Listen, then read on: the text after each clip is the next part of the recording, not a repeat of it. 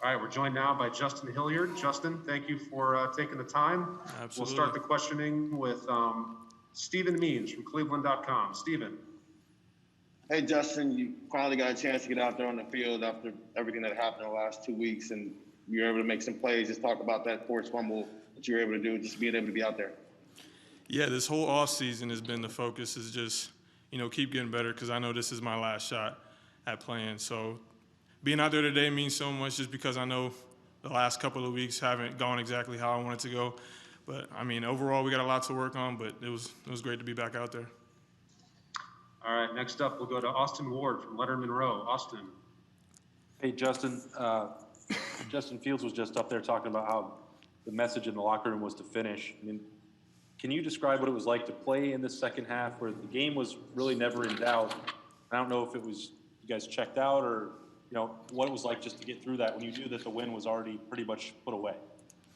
Yeah, obviously that's going to be the focus right now is playing in the second half.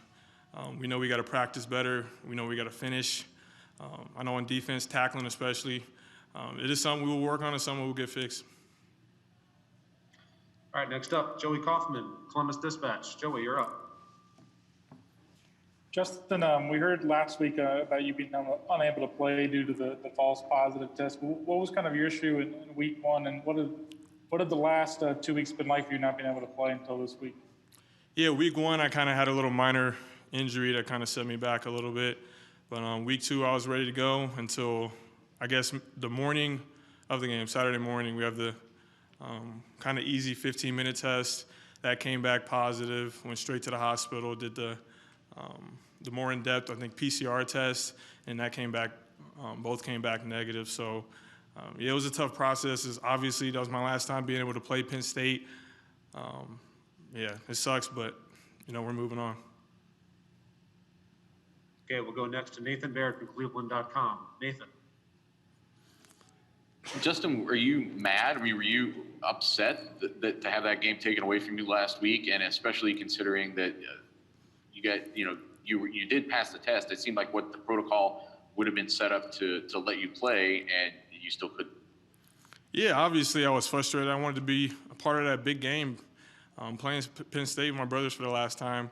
Obviously there was frustration there, a little bit of anger, but that was set aside quickly because obviously we had a goal to win that game, and we did. So, yeah, we're moving forward from that. All right, next up, Bill Rabinowitz, Columbus Dispatch. Bill. Hey, Justin, could you just walk us through that play where you stripped the ball and recovered it?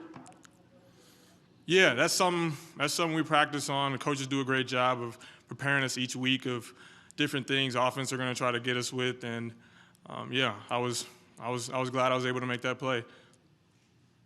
All right, two more questions, and we will start with Dan Hope from 11 Warriors. Dan. Hey, Justin, when you go through what you went through the first 2 weeks after everything you've gone through in recent years, does it make you appreciate every game, every play you're able to make that much more? Oh, yeah. That's been the whole message. Something I've been trying to preach the whole season is just trying to get some of these younger guys, even some older guys, to realize, how short this can be, and nothing's for granted. So live in the moment and take every single game, every single practice. Do the best you can to keep getting better.